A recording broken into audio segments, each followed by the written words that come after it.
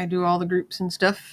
All the groups and stuff. And yeah, we're live now, which is good.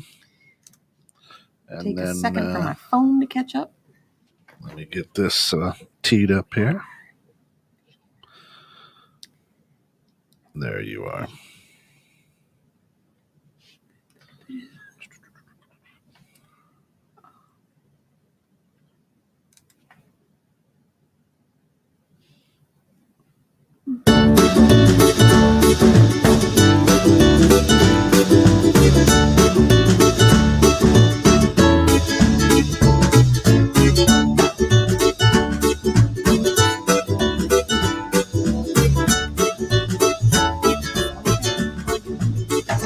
Yeah, maybe 10.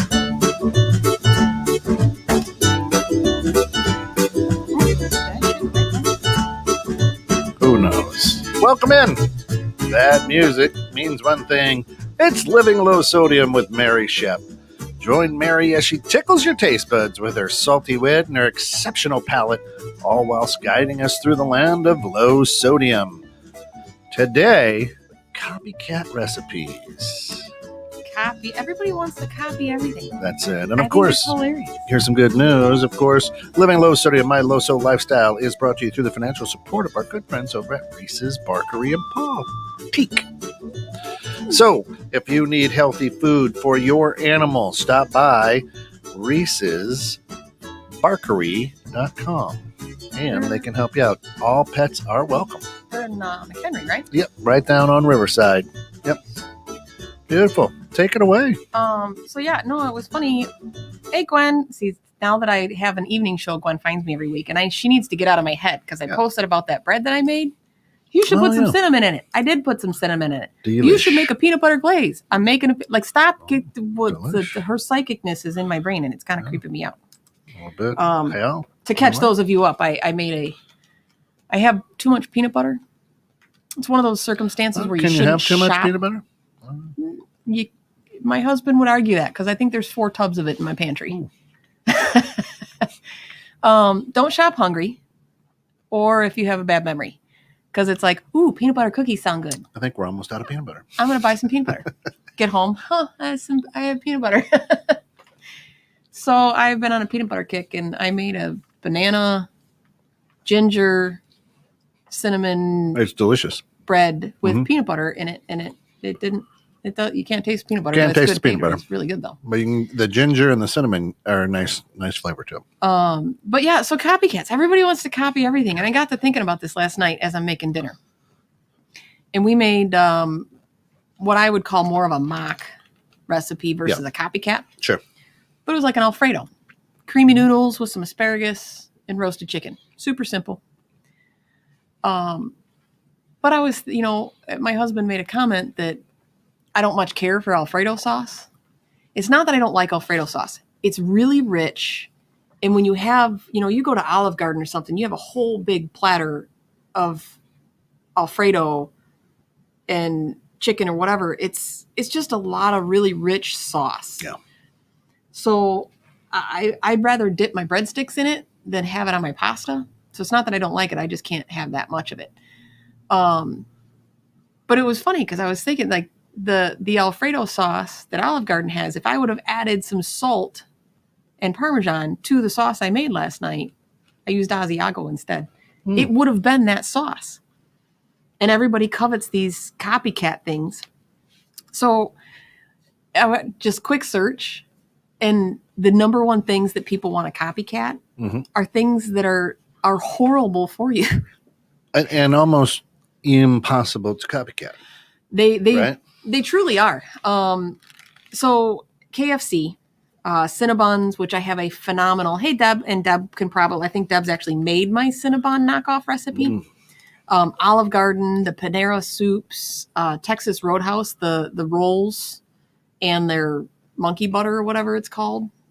It's like a honey cinnamon butter. It's good. Yeah, the honey cinnamon butter is delicious. So Wendy's chili. My chili my dad loves Wendy's chili. My chili recipe that I actually won a couple cook-off competitions with is very much, you guys have had my chili. Yeah. It's very much like Wendy's chili. Jim doesn't like Alfredo, obviously. Alfredo socks. Sucks. It sucks. It sucks. So it's just funny because, like you said, with all of these copycat recipes. Yeah. So I wanted to just look some up just to kind of research a little bit today. And it proves what I thought was every time I try to copycat something like it's made in the restaurant, like when I made my Cinnabon rolls, that so many of the recipes are just cinnamon rolls. Yeah. Like I found a creamy broccoli soup or cheesy broccoli soup that claims to be, and there was like 4 or 5 of them that claimed to be Panera knockoff. And they're just a standard soup recipe: broccoli, cream, flour, make a roux, thicken it up, carrots, salt, pepper. There's no magic behind their soup recipes. Nothing. Same with KFC. Like it's, you dredge the flour, you put it in, you fry it up. There's reasons why these people are famous, like French fries. You would think French fries are super easy. McDonald's, no joke, they blend, it's like 13 different kinds of potatoes that are cooked and mashed and blended and formed into sticks to make their French fries. And they spend a lot of time and money researching this. They're delicious. To get you to buy it like crack. And it works. It really does. McDonald's, oh man, it smells so good. But nobody ever walks out of McDonald's going, God, I feel good after that. Great decision. Right. You don't even necessarily feel satiated. It's right. Just like you're no longer hungry like that. Well, that feeling has gone away. There you go. But then it's slowly replaced by other things. Gwen says that Wendy's chili is made from burgers they didn't sell. Yep. I would wholeheartedly believe every word of that. And that's where a lot of that flavor comes from, to be honest with you, is so my husband and I always say, and if you're from our area, you'll know exactly who I'm talking about. How can we replicate a burger from Duke's Ale House? Oh, which used to be Duke O'Brien's back in the day. And no matter what, their burgers have always been good. They're not necessarily the best in the county or the state. They're just a damn good, real, farm fresh, they're good burgers. Mm-hmm. The same with a pizza place. You go to a pizza place in Chicago or New York or any of these, those ovens. So when a place burns down and they lose their ovens, or if a bakery loses their starter, like that, a very big part of where all of that flavor comes from is the actual equipment. The biomass, the terroir, whatever you want to, whether it's wine or whatever. Pizza dough into that stone oven. Yeah. Right. Oh. Or their sourdough. It's like a good cast iron. Yep. Skillet. Oh yeah. There's something to be said about how these things are seasoned. Yep. And how the equipment itself cooks. So, and that's the first thing, like equipment. The equipment that you use to cook things significantly matters. Part of the huge reason that KFC was so successful is he discovered pressure frying was the way to cook the chicken. Because, yes, if you go to any southern state and have fried chicken in a cast iron pan where it's shallow fried, flipped, and fried again, it's greasy as hell, but it's good. Delish. But it also takes 20 minutes, 30 minutes, 40 minutes, depending on how big that piece of chicken is. Whereas when you pressure fry it, they can get it down to 8 minutes. But there's something else that imparts, because of the extreme heat, it's not as greasy. And it does something, it retains the juices, it retains the flavor, the Maillard reaction in the breading, like all of those things play a factor. So you might be able to get their seasoning down pat, but without that pressure fryer and that technique, you're not going to be able to do or replicate what they replicate. So when I was making the Cinnabon recipe and all my research, I come across this little tidbit of knowledge that says it's the cinnamon that's the secret, like big secret, right? Mm-hmm. Cinnamon rolls have a cinnamon in them, and that's their secret, and it wholeheartedly is their secret. They don't use just any cinnamon; they use cinnamon from Sumatra in Indonesia, the Sumatra area. It's like called Macara or however you pronounce it. But they use a high quality cinnamon from Indonesia versus most of ours. A lot of times in the store, our cinnamons like Madagascar cinnamon, stuff like that. But it has a different flavor.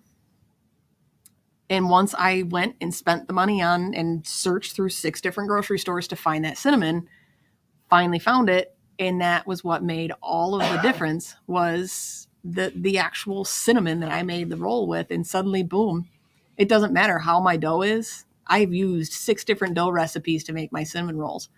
And the cinnamon is what makes it taste like Cinnabons. And you got it, and it's hard when you're doing it at home because you'll get a crunchy top. They don't have that crunchy top. It's just Yep. delicious. And that was the other thing. I discovered that the moisture level in your ovens, most places, like if you go to Subway and they have a proofing box and they have an oven specifically for their bread, it also has moisture in there.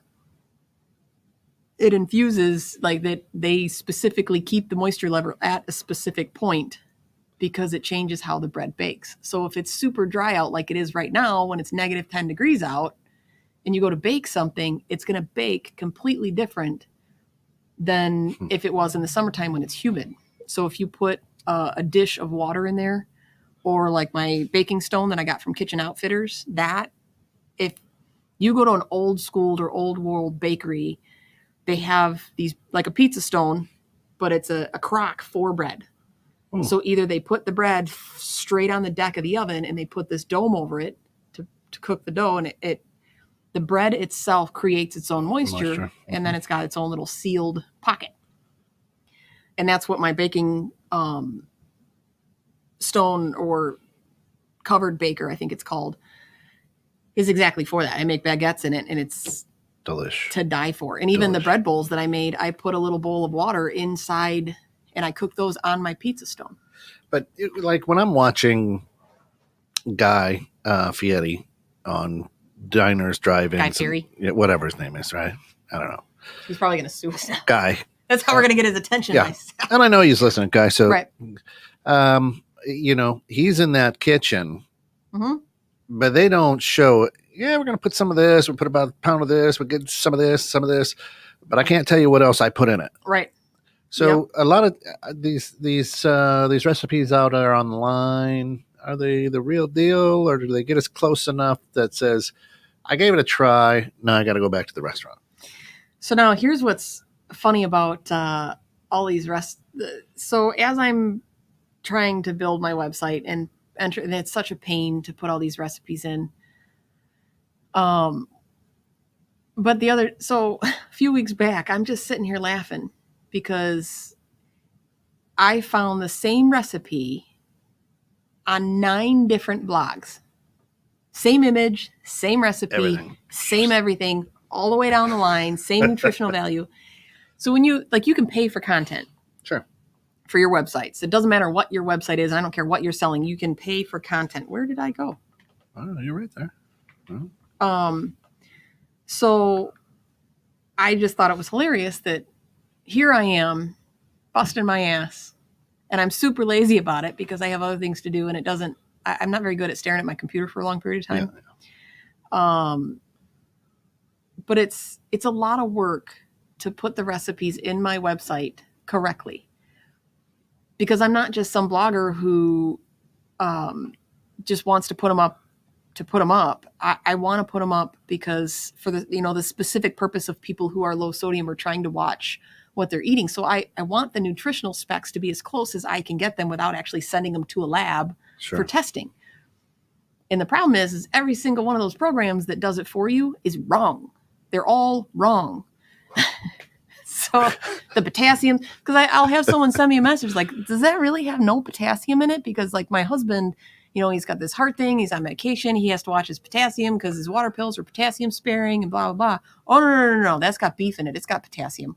Well, your thing says 0. Okay. Now I got to go back through, search. And sure enough, wherever it decided to pull that nutritional spec from, it says 0. It says 0 potassium because someone didn't enter it in there. So I have no choice but to figure all of the nutrition specs myself and manually enter those in just to make sure that they're correct. And here I am going through all these different websites.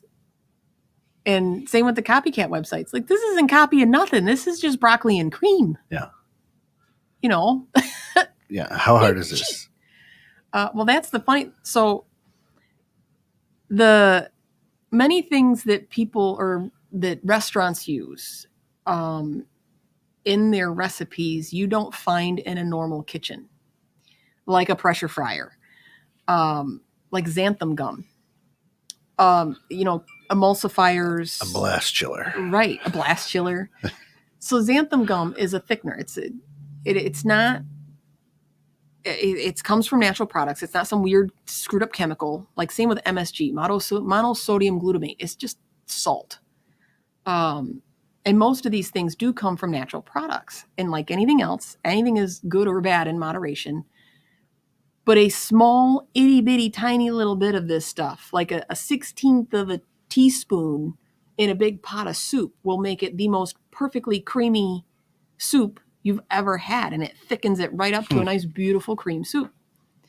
But if you do it wrong, then you get little turds of whatever it decides to thicken, and it's no long. You can't unlump something that it's not like a flour where you can whisk it enough and it's going to go away. Delicious. But most people don't have those things in their kitchen. So you think you get so close with the taste and the flavor, but you can't quite get there. And it's you don't have the kitchen for that stuff. So don't feel so bad if you fail at a copycat recipe. Yeah. I mean, take a look at the show Chopped. They've got all the toys there. And they got toys that I don't have in my kitchen, and they can make, a goat's tail, whatever they put in those baskets seem to taste pretty good. So. How they do any of that stuff. Yeah. That's the one thing that everybody makes fun of me. I'm better. I'm way better now that, in the last however many years that I've had to cook all the time. Because I've always cooked. I've always loved cooking, but it was a once a week kind of thing, maybe a twice a week kind of thing. Well, I can get you on there. A low sodium on Chopped. Would you go? It's not a show. I would. See now. Would you go? If they could expand it to like a 3-hour show, because that's my problem. You got 30 minutes in that basket. Come on, you could do it. No sodium. I could. Well, that's always my joke is if I was ever going to be on like Beat Bobby Flay, love that show, and I like Bobby Flay. I love Bobby. Of course, he's a big fan. I know. Of your show. We all talk Bobby. about him like they were here. I was sitting in the green room a little while ago. They're cool cat. I like good him. guy. Yeah. But if I was ever on that, and he's like, "All right, so what's your dish?" And no salt. I don't care. You pick it. We'll make burgers. Whatever you want to make. Okay, no burgers because Bobby could make a burger without salt. Yeah. Anybody could make a good burger without salt. But that would be my thing: is no salt. I want you to make anything, no soup, salt. whatever you want, no salt. And watch all of them cringe because they say, you can't be a good chef without using salt. And I call bullshit. Pounds of salt. Right. Yeah. By they're literally bucketfuls of this stuff. Like if you ever, the palm of your hand is like a half a cup. And they're just dumping that stuff in like it's, That's good. I don't know. Maybe they're funded by the Cardiology Society or something. I don't know. Yeah. But that's the thing is, you see these chefs and everybody makes it look so easy. Yeah. Now, is it with these copycat things too? Is it also the flavor profile? Yep. Right. So I mean, and I'll use what everybody knows: 12 beef patties, special sauce, lettuce, cheese, pickles, onions on a sesame seed bun. It's that flavor profile. So I could use the same ingredients, but not put it in the same flavor profile. You can, and so my favorite to bring up is always the sausage, egg, and cheese McMuffin. Yeah. I can make that at home. I can buy English muffins. I can buy sausage. I can make that. But there's something about the toasted bun with the grease from that specific sausage patty. And I know 90% of it's the salt. It's the salt that flavors it. But when I make it at home, and part of it is the steaming process that happens when they put it in the warmer and all of those flavors soak into, and all that grease soaks into the English muffin. Because when I get home and I make it at my house, I'm not going to sit there and stare at it for 5 minutes before I eat it. Like you don't think it's that long of a period of time, but by the time when you tell them what you want, And then you make it around to the thing to pay them, and they've already made it, and it's sitting on the line, and someone's put it in a bag, and now it's sitting on the thing, and it's coming to you. And those flavors, it's like letting a steak rest. Ooh. I know it's supposed to sit there. I did it the other night. We had, I forgot what we had, but I told Ben, I was like, I'm cutting into it. Oh, meatloaf. I made meatloaf. I don't care. It's going to spew juices all over the place. I'm starving. I'm not going to wait the extra 5 minutes. I'm just not. I want to eat it now. Meatloaf. Don't let your meatloaf. Hey, thank you very much. But that's the thing, is these places have, immersion circulators for sous vide and pressure fryers, and they have griddles and cast iron that have years and years and years of seasoning on those things, that to make the copycats, you can get pretty close with a lot of them. But there's so many of them that it's just like, don't fault yourself if you make a damn good dish and it's not the exact replica, because they have a lot of secrets. And half the time, especially if you're dealing with a chain restaurant like Panera, all their soups are made in a kitchen elsewhere. Brought in frozen. Flash frozen. And then in a double boiler, they're brought back up to temperature. So that means that even though they're not necessarily putting a load of processed crap like in canned soup, but they're using things like xanthan gum and stuff like that to keep them from separating and keep them in that consistency, and because they got to do that across how many different restaurants in their chain. Yeah. So they can't rely on the difference between me cooking it and Kent cooking it, and that's where you run into problems. That's why chefs that work in a small mom and pop restaurant tend to work 15 hours a day, 7 days a week, because they have to. A restaurant can't afford to have a flavor profile difference between one chef and the other. Yeah. Which is pretty common. You ever have that where you're like, we're going Thursdays because Wednesdays the burgers aren't so good. That's right. It's like the fish is a little soggy on Tuesdays, so let's go on Fish Friday when they pay the good guy. That's right. When you can get the pan-fried perch. Bourbon chicken, perfect example. My husband, we've been trying to make, and he's the worst. I mean, I love my husband, but he's the worst. Because if I ask him if he wants something, there was this chicken thing that had like a sauce on it, and I think we used to get it at the mall. That's some solid investigative information. I know right what you're talking about. Thanks, man. It's like, oh yeah, sure. Let me whip that up for dinner tonight. The same way he had a. No, that was Aunt Annie's pretzels. Right. Yeah.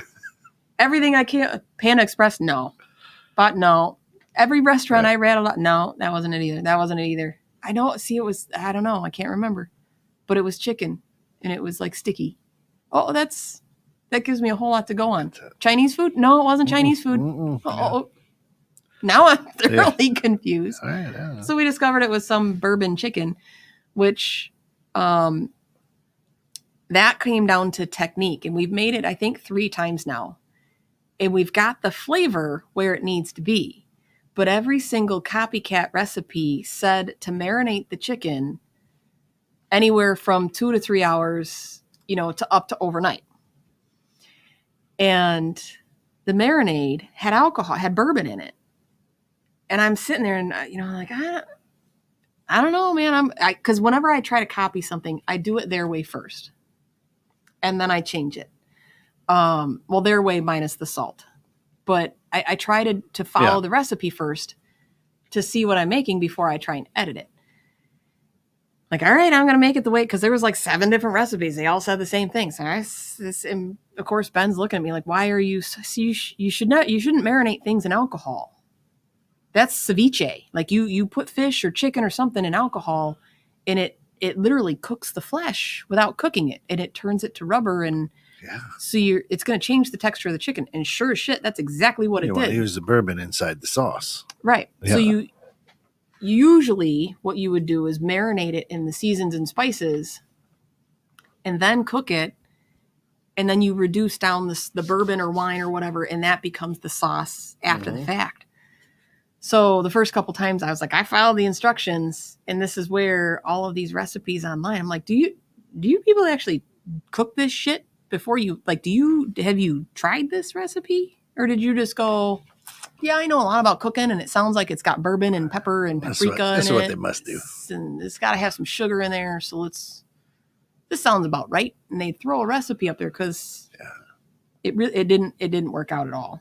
So, see, now I can with my chicken bone in, bone out. What are we? Because that's a difference in your cook time too. So that particular recipe is like any other, and it's not Chinese, but it's like any other Asian dish where it's chunks of chicken. So it's boneless chicken, whatever. We happen to do boneless chicken thighs that I just cut up in pieces because the dark meat's better than the white meat. Delicious, yeah. And Pete says he's having chicken, potatoes, and actual carrots for dinner tonight. We're proud of Pete for stepping out. Man. 2 vegetables and 1 sit down. I was going to say. It's not yellow, though. Okay, the carrots I wouldn't count potatoes as a vegetable, though. No. That's too close to a French fry for him. The carrots, though, I'm really proud of him for eating the carrots. They're not yellow, for that. Right? Yeah. That's almost a wholesome dinner right there. And I've got it. I've got my. I'm known for my barbecue chicken, and I've got it to where I can get the barbecue to glaze and then be sticky on it. And that's a talent, right? But I'm pretty without lighting your grill on fire. Right, I'm pretty consistent with it all the time. Yeah, and so I'm not. I would just have to add a little bourbon in there. Yeah. And I think I could get it done. That's one of the few things I've gotten much better at grilling. Over the past few years, we haven't as much at this particular house. I don't know why. We just haven't. But that's one of I've made barbecue chicken drumsticks twice, and they turned out good. Just they weren't consistent for that exact reason, because the sauce has to be a certain consistency, and you got to be on the spot about it so it doesn't drip down in your grill and just light your grill on fire and flame everything up, and then everything tastes like burnt barbecue sauce. Yeah. Chars. Yeah. There's a big difference between good burnt and char burnt. Yep. But it's funny to me how, like you said, with the blast chiller, all these different, I don't have that in my kitchen. I'm lucky that my oven works properly. I don't. So I find that most of the recipes are like mock recipes, as they are, that I make more so than copycat recipes, like my little Alfredo stuff last night. So the trick to my noodles that you can either, and same with rice, either Alfredo-y or like mac and cheese kind of, evaporated milk. So not sweetened condensed milk, 2 different things. I mean, they're the same thing, just one has sugar. Right. But evaporated milk is just regular milk that 60% of the water has been taken out. So if you think about it, if you make a gravy, you use a starch and typically a milk to thicken it, and you make a nice good gravy. So if you have pasta and you cook it with just enough water that's needed to cook the pasta, not 7 gallons. Yeah. 2 and cups then it's or like, whatever, just barely over top of the noodles, so it cooks the noodles. When I drain the water out, I don't drain necessarily all of it. It's a quick dump it right back in the pot. So you still have some of that water. But the reason is because all of those starches from the pasta stay in the pot. And then that 12 ounces of evaporated milk, it thickens up surprisingly fast. Because it's already, 60% of it's already gone. So that added to the starches, and a tablespoon of some Asiago cheese, which is really strong, even though it's high in sodium, a little bit goes a long way. So for somebody like me who doesn't eat salt, a freshly grated garlic clove, a tablespoon of Asiago, and some pepper, and now I have the world's most perfect 10-minute, boom. Literally 4 minutes, because I made Alfredo. Angel hair, and if you didn't know, asparagus, if you chop it in little pieces, cooks in boiled water in about 4 minutes. Angel hair pasta is about the same amount of time. So as soon as the water boils, you throw some angel hair and some asparagus in the boiling water, in 4 minutes it's done. Dump it, put some evaporated milk and some garlic in there, and boom, you have a beautiful Alfredo sauce in less than 10 minutes. Now, are you big into, making your zucchini noodles instead of pasta? I tried that, and still so much water. I mean, it is. I mean, it's. I'd rather Just- do grilled zucchini. Yeah. It is. It's so much water. So if Yeah. I found that to make that taste good the way I like it, I have to make all of the sauce or whatever it is I'm going to make. And then at the very end, you literally just throw the zucchini noodles in there to heat up. Because if they're anything more than a couple of minutes and it starts seeping out that water, Yeah. and then they're just soggy and it's gross. It's gross. So I'd rather have them zucchini noodled as a cold salad or grilled. But yeah, the same with that same sauce recipe with the evaporated milk. If you add some sharp cheddar cheese and nutritional yeast, and now you have a mac and cheese. Nice. Super easy mac and cheese. So now I saw this posted. Someone, I think they thought they were spreading some serious knowledge, and it shocked me that a lot of people didn't know this because they were spreading some serious knowledge, because I'm looking at it like everybody knows this. So if you're ever wondering, like if you go to Olive Garden, you get the roasted potatoes and they're perfectly crispy on the outside and tender on the inside. You make those at home and it just doesn't ever happen that way. No. So they use a convection oven, also known as an air fryer. They're the same thing. And I saw this posted on Facebook and everybody's like, no shit. What? Yeah. If your oven if you have a nice oven, not all ovens have convection. Not all of us have those, yeah. Mine at home doesn't. My old one, and when Ben and I built our house, yes, I had a nice, beautiful Fisher Paykel. Ooh. It was absolutely, I miss it, and I will probably have it again sometime. But it was convection. It had a convection feature. And that is exactly what an air fryer is. So all of these people are posting, well, my oven does that. Well, then you wasted money on an air fryer, because all this time you're complaining that you can't do more than a piece of chicken in your air fryer because it's so small. You could have been doing a whole chicken in your convection oven.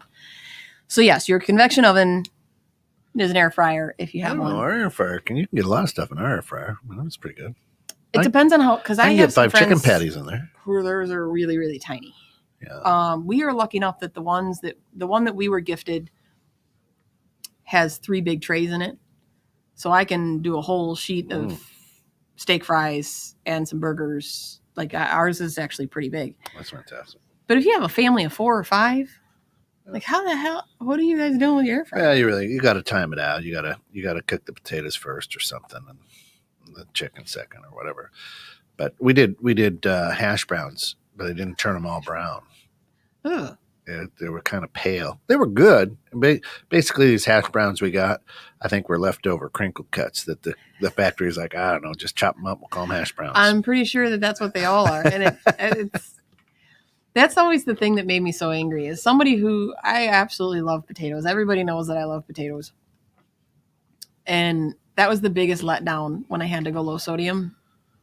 Is I'm all right, I'm going to stock up on frozen potatoes because I got enough energy to get in the kitchen to actually heat something up. I'm going to save the peeling and chopping and whatever. I'm just going to get straight up old frozen potatoes. Mm-hmm. Look at the back of the bag and like, why is there salt in here? Why is this isn't even a little bit of salt. This is like 300 milligrams a serving and I get a half a cup of stuff. That's wrong. It's just so wrong. If I had my druthers, I'm a smashed potato guy. Oh, I love spaghetti. And you leave the skins in there the whole works. Oh, yeah. Just chop it up into cubes, boil it up, boom. Yep. Done. Some garlic cloves. Smash them in there. Oh, Hallelujah. So yeah. I'll take that before fries, before a baked potato. You give that to me with a fried egg for breakfast, I'd eat it. I'm a smashed potato now guy. I'm getting hungry. And I haven't figured out what we're going to do for dinner tonight. Leftovers, maybe? I don't know. I'm making all sorts of funny faces for those of you that are watching on Facebook because the pressure in my left eyeball feels like it's going to shoot out and do some 3D stuff into the webcam. The joys of being me. That does happen. I'll probably first go, holy shit, throw up, and then laugh, and then help you out. Right, so it's just the way it'll work. I thought that was protocol. That's like standard protocol. An Irish girl that loves potatoes. Tell me it ain't so. That's my dad. Yeah. You know what else is funny about being an Irish girl? So as I mentioned a few weeks ago, I did the 23andMe stuff. Mm-hmm. For those of you that were sitting on the edge of your seats waiting for the news, my dad is my dad.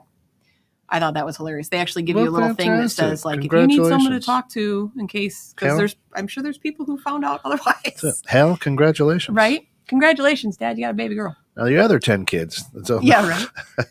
But as I'm researching and looking at all this heritage, to be predominantly Irish and trying to research your family lineage and your name is Mary is just not Good funny. luck. It is just Right. not funny.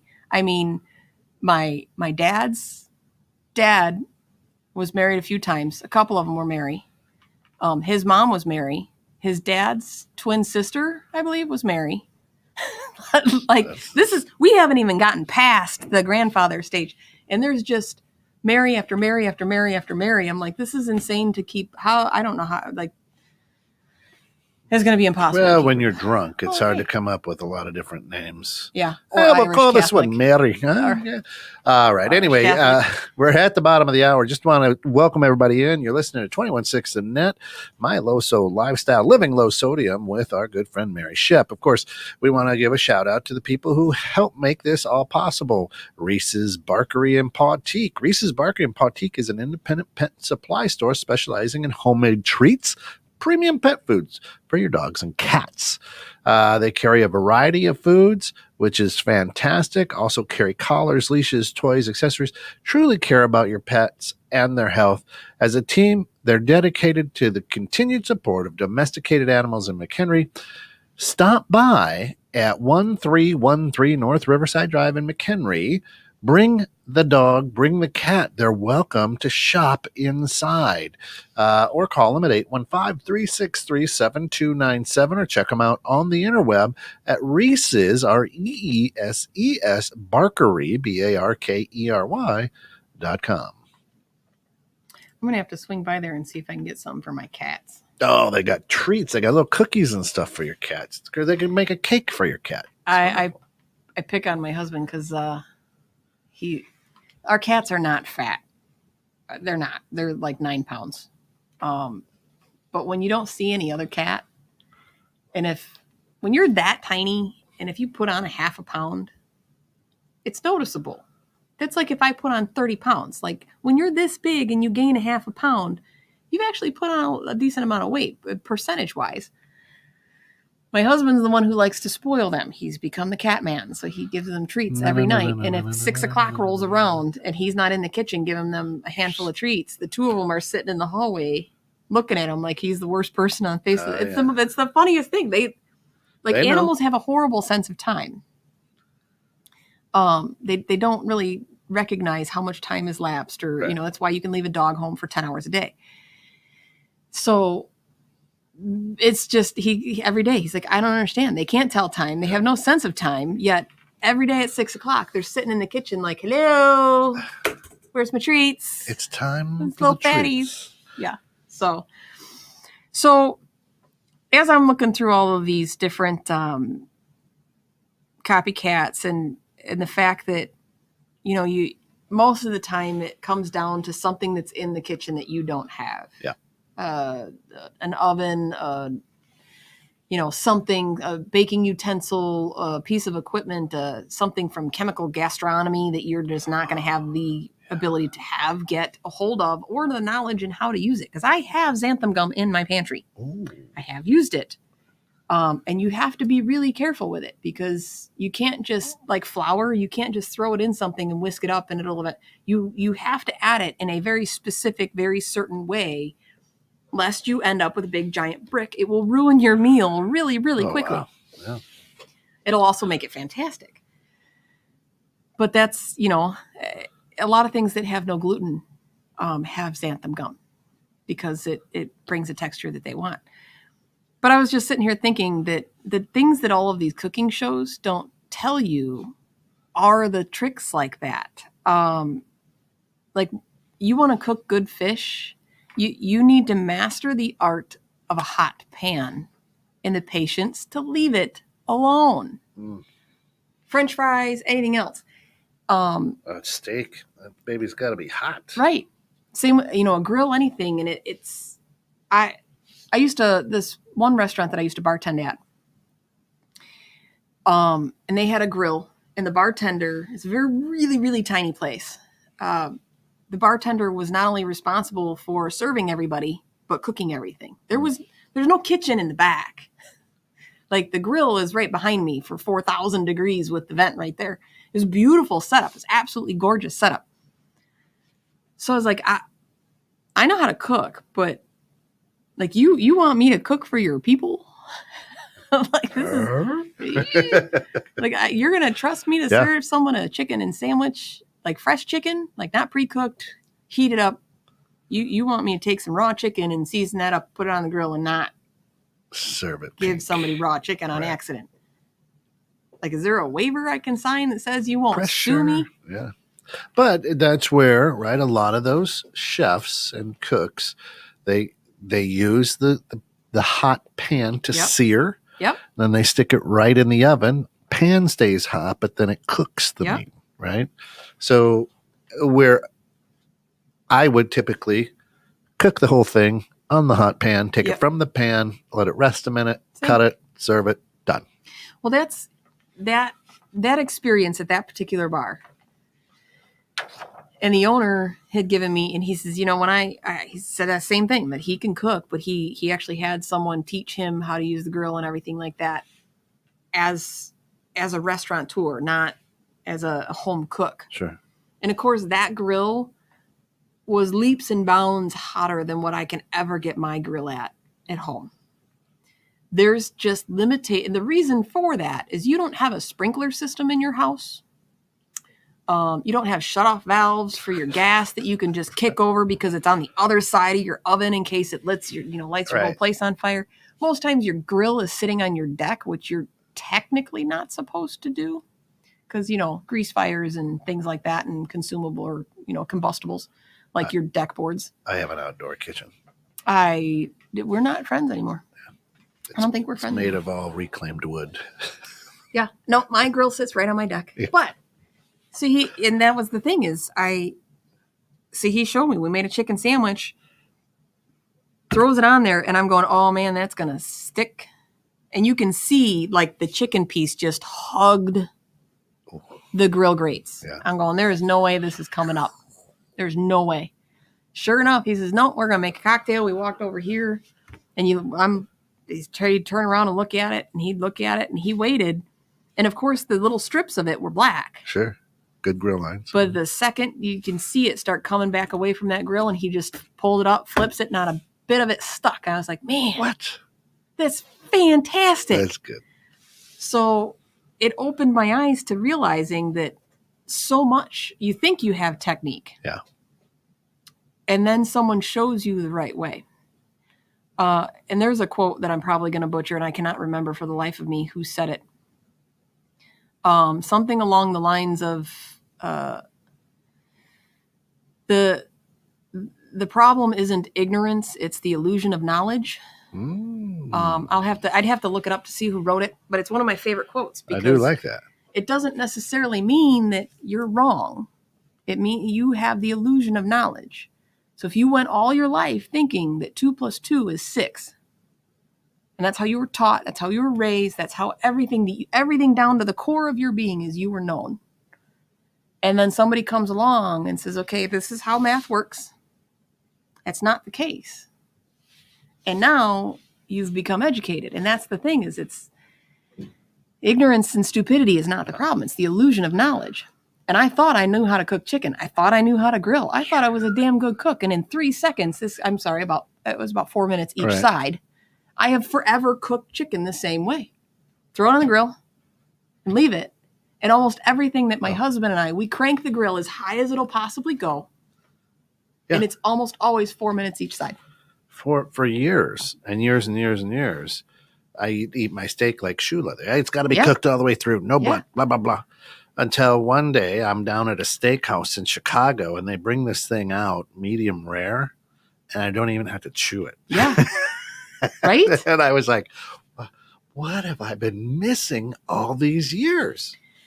And now you better give it to me right at medium rare. Right. Or don't bring it to the table. And it's funny because that's a point of contention for as long as I can remember in my household, that when my husband was younger, of course, he was young and didn't care and would eat and drink and do anything. And they lived at, Culver's and all these, Hardee's. The Cottage and all these places. It's not to say those places are bad food, but it didn't matter. It didn't matter how, they'd have blood dripping down to their elbows from some fast food place. Now he's a little older, a little wiser. He's had food poisoning a couple times. It's like, I think my years of spending a week in the bathroom are done as much as I can avoid it. So now anytime I get a steak, if I get it straight from one of the butchers or the farms or something like that, because the level of trust of the product is there, we will eat raw, or not raw, but we'll eat medium rare on a regular basis. And then my aha moment was in Texas at a place that had, literally no joke, it's on the outskirts of Houston, has a slaughterhouse attached to it. They have a full-blown butcher. They bring the cuts of steaks to your table side, and you pick which, if you want strip steak, you pick which bloody piece of strip steak you want them to cook. We had tartare. Oh. It was super expensive, but same thing. Like, this is incredible. So good. What was I missing all my life? Right. I can't. Yeah. So this thought, Gwen says, this thought has been expressed as follows: the greatest enemy of knowledge is not ignorance; it's the illusion of knowledge. The famous physicist Stephen Hawking and the librarian of the U.S. Congress Daniel J. Boorstin have both been credited with this statement, but I'm having trouble finding good citations. See, Gwen, she's my, I'm going to have to send her my Gwen, book to thank proofread. You, as Mary can't see out of her eye. Yeah, I know. I see. So for those of you that are wondering, I get these horrible headaches. It's not COVID, people. I don't have COVID. At least I don't think I have COVID. But when they injected me with 1,000 milligrams a day of steroids, and then a month weaning off steroids, when my spinal lesion happened to stop the swelling, so I am not paralyzed, I am only partially paralyzed. One of the side effects is that it screws up your eyes. So every time I've talked to a doctor about it, and they pretty much say, well, yeah, it's kind of a side effect of one of those things. Well, how do I fix the pressure so it doesn't feel like my eyeball is like that lady on Ripley's Believe It or Not, where she can dislocate her eyeball and just pop it right out of her skull, because that's what it feels like. So I have higher than average pressure in my eyeballs, and it creates a difference in depth and field, and it makes my eyes feel like they're cross-eyed all the time, and they're not. So I have to rely on Kent to read the tiny little print on the big giant screen. For those of you that can't see it, there is literally a 4-foot TV sitting in front of me where I can read all that. And for anybody out on the roads listening to us, the 2 some odd million listeners, I would get off the road, but I work shortly after 7. Yeah. Because she's going to be on it. Yeah, no. See, my glasses do work because I'm nearsighted. So they work for driving. They don't do crap for me in the building. I got to get new ones. So outside of mastering a hot pan, so if my husband makes Gordon Ramsay scrambled eggs, look it up. She's got a whole thing on YouTube about it, and they're amazing. Absolutely amazing. If you can't master, and most people that have scrambled eggs, you're really having a broken omelet. It's not really scrambled eggs. Right. Scrambled eggs are creamy and beautiful, and a lot of times have creme fraiche or sour cream and a little bit of butter to finish them off. So if you can't master that, do it in a double boiler like you would do chocolate, and slow cook them until they turn into nice milky little curds, a little pat of butter at the end, some parm, and it's absolutely fabulous. Absolutely to die for. Low and slow. It is. It turns it to more of like a lumpy custard. It's something to be said. You got to try it at least once. Use the right cooking oil. So if you look at a lot of the pictures I post, and you'll see in the corner, I've got olive oil. I've got nice bougie olive oil from the Olive Tap in Crystal Lake. There's actually a couple other olive taps around the world. If you aren't in Crystal Lake and you want to get them from somewhere else, they have a few locations. I've got grapeseed oil. I've got avocado oil. I've got clarified butter. You need to use the right frying medium, as it were. Like if you're going to do a fish or something, if you go to a restaurant, more often than not, 90% of the time they're cooking with clarified butter. It's got a super high smoke point. It adds a nice nutty flavor. And then you finish with the oil or the salt that you want to add the flavor. So if you finish like the bougie oil that I got from the Olive Tap, it's got like a peppery note to it. So it's kind of spicy. Yeah. And you finish your pasta, you finish your chicken, you finish your salad, you finish whatever you're making, your potatoes, anything like that. Because if you're cooking with that kind of an oil, it's got a low smoke point. You're going to burn all your stuff, or you can't get the oil hot enough and it's just going to saturate and soak up into your food and make it greasy and disgusting. So to get a nice crisp on things, you need a fat that's going to accommodate what you're cooking. Yeah. That's why, when you go down south, they cook your fried chicken in lard for a reason. Cast iron. That's it. It's just cast iron. Period. I will say this about cast iron. If your food is sticking to your cast iron, it is not seasoned well. Correct. Or you're not caring for it well. Reseason. That you want to see a cast iron that's seasoned. And I'm talking, you go to Walmart and buy a cast iron and it says it's seasoned and you pull it out. You can't cook on that. It will stick. It will. Your potatoes will stick. Your eggs will stick. Your omelets will stick. Elton Brown. They look like glass. Right. Elton Brown has a great YouTube about how to season. So did our buddy Jim Anderson. He's got his book. Sharing Cast Iron Only is his group, and A Cast Iron Journey is his book. Cast Iron Journey. Yeah. But if your cast iron is sticking, or if you're getting an irony taste in your food, or all of that carb, your cast iron isn't seasoned right. The one that took me a long time to actually test and believe was mayonnaise. Yeah. To make a grilled cheese sandwich, I can make a spinach and chicken stuffed manicotti. It's a 3-page recipe. It takes me 2 days. It's absolutely amazing. For decades, every time I made a grilled cheese sandwich, it was smushed and soggy and gross. I could master a lot of things and I could not, and it pissed me off. Like, how is it that I can make some of the most beautiful, bolognese sauces and all of these things, and I got technique and I can do all this other stuff. I can't make a bloody grilled cheese sandwich. And it's my favorite. I self-identify. People have heard me say this a million times. I self-identify as a grilled cheese sandwich. I freaking love grilled cheese sandwiches. Couldn't make one until I tried mayonnaise. Little coating of mayonnaise on the outside. It browns the bread absolutely perfectly. Yeah. You don't have to squish it. You don't have to nothing. And it's fantastic. And it doesn't come out soggy. Right. Yeah. Absolutely fantastic. And it's delicious on there anyway. Instead of putting it on the inside of the sandwich, put it on the outside. Correct. Gorgeous. Yep. Yeah. Yep. You can do the same thing with chicken. Oh yeah. Lots of and that's the thing. People don't realize that mayonnaise is just a fat. Mm-hmm. It's just a fat and eggs. That's it. So it has this ability to brown and flavor things absolutely beautifully. So it doesn't matter what you're cooking or toasting. Same with fish. And it doesn't take a lot. A super thin coating of it goes a long way. This one's got to be one of my favorites. That your oven, now I know you guys might want to sit down for this one. Your oven has more options than 350 degrees. Or 425. Or 425. That's mainly all French your fries frozen, are 425. Your pizzas and French fries are at 425. Everything else goes in the oven at 350. Bulak, how are you? So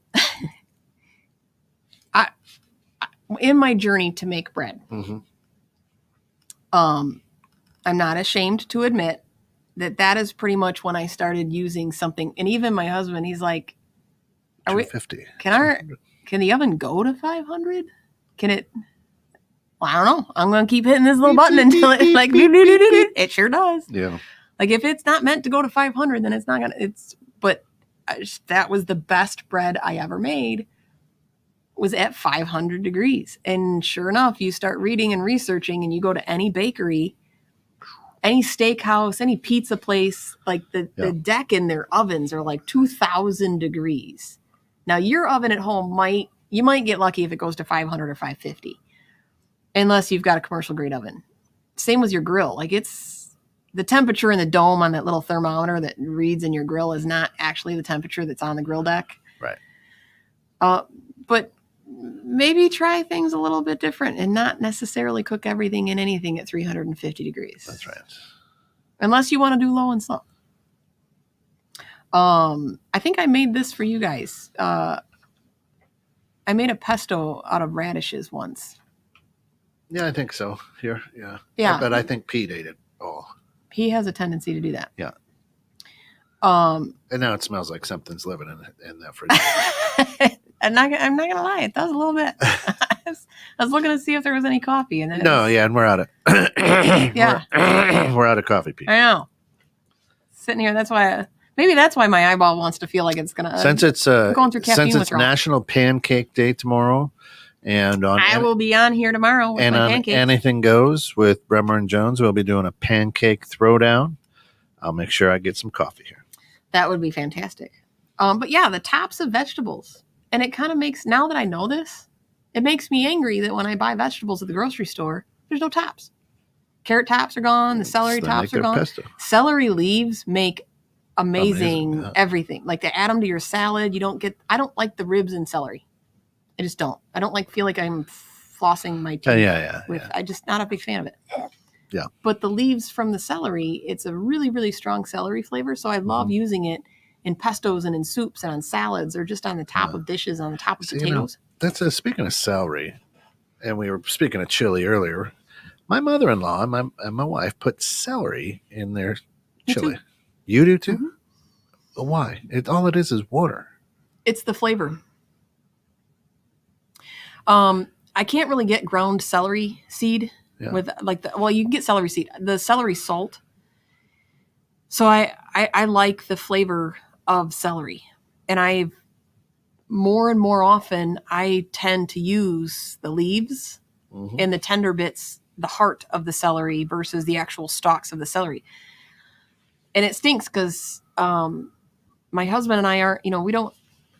Some people will eat celery with peanut butter or whatever. I just don't like the texture of celery. I don't like the big ribs in it. I'm not a fan. So I very rarely use it because then it goes to waste because all I do is use the tender parts in the middle and the leaves, and then it doesn't. So, but they don't let you use it. And the same with radish tops. Radish tops make great pesto.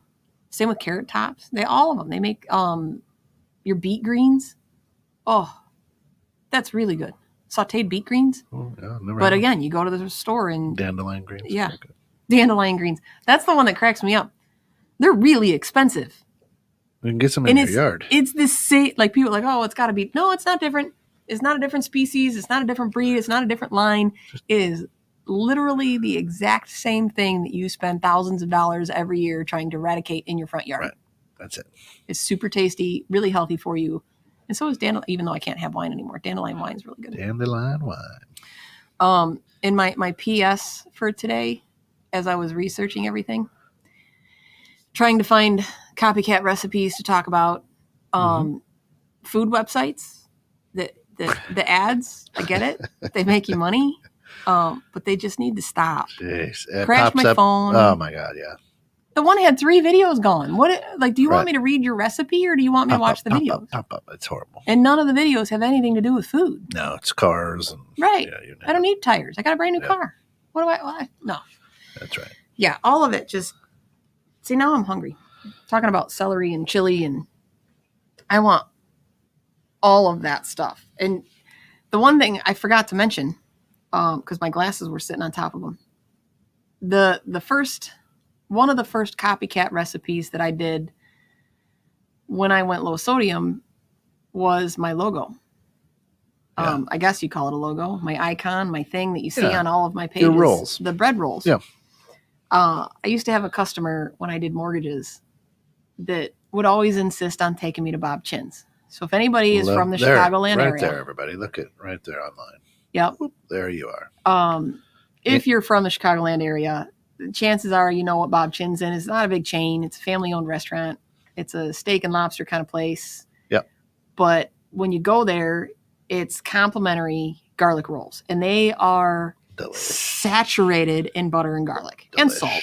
Yeah. So I wanted to replicate the garlic rolls. You go through a napkin or two. Yeah.